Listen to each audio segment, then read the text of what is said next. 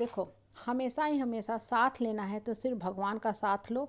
आपका मन, आपका आत्मा जानता है कि आप क्या कर रहे हो, क्या सोच रहे हो और किस भावना से आप काम कर रहे हो, मतलब किस भावना से आप कर्म का जो है प्रतिपादन कर रहे हो। कभी भी लोगों की बातों पे विश्वास मत किया करो, नहीं तो लोग जो है हमेशा ही हमेशा आपको पागल करार करते रहेंगे और आपका जीवन जो है दुख से भरते जाएंगे।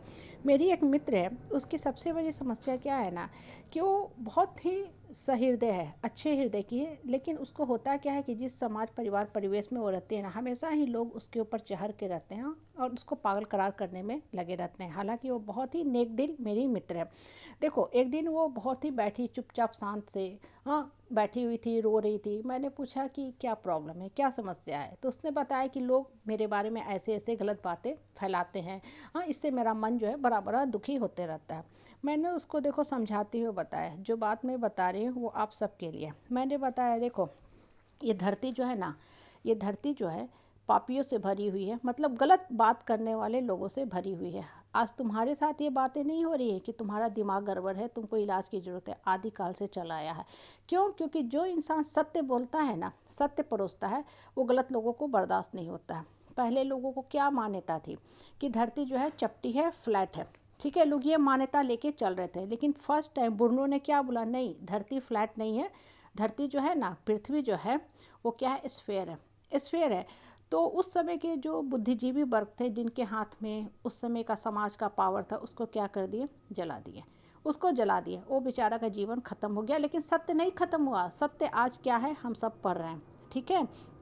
कोपरनिकस ने, गैलीलियो ने क्या बताया कि सूरज जो है ना स्टेशनरी बॉडी है और पृथ्वी सूरज के चारों ओर चक्कर लगाती है। पहले लोगों की क्या मान्यता थी कि सूरज जो है घूमता है, पृथ्वी स्थिर है। कोपरनिकस और गैलीलियो ने भी सत्य को परोसा। जो उस समय के जो समाज के जो बुद्धिजीवी वर्ग थे, जिनके हाथ में पावर पोस्ट तो आ गया था, लेकिन बुद्धि दूर दूर तक नहीं थी, ज्ञान दूर दूर तक नहीं था, सत्य को वो लोग स्वीकारना नहीं चाहते थे, तो क्या किए, कोपरनिकस को और गैलीलियो को भी सजा दिए। हालांकि ये बेचारे सत्य बोलने वाले थे। अब देखो, अरस्तु जो था ना, वो कौन था, वो सिकंदर का गुरु था। वो निस्वार्थ भाव से सिकंदर को शिक्षा दे रहा था। तो उस समय कुछ समाज में, परिवार में लोगों ने क्या हल्ला उड़ा दिया कि अरस्तु जो है पैसा के लालच में सिकंदर को पढ़ा रहे हैं, मतलब अपार अपार धन संपत्ति मिल रहा है सिकंदर से, इसलिए सिकंदर के गुरु बन के पढ़ा रहे हैं। हालांकि अरस्तु जो थे एक दार्शनिक थे, निस्वार्थ भाव से शिक्षा दे रहे थे।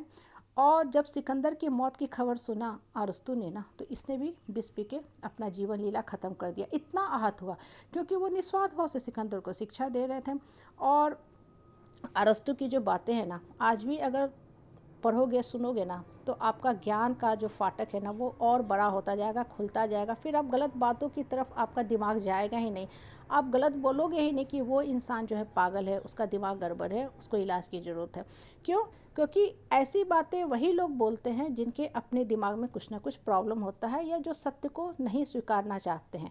अरस्तु ने देखो कितने सद्वचन की बात बोली थी, सही बात बोली थी, अगर औरत नहीं तो ये दुनिया की सारी दौलत बेईमानी है। एक निश्चित बिंदु के बाद पैसा का कोई अर्थ नहीं होता है।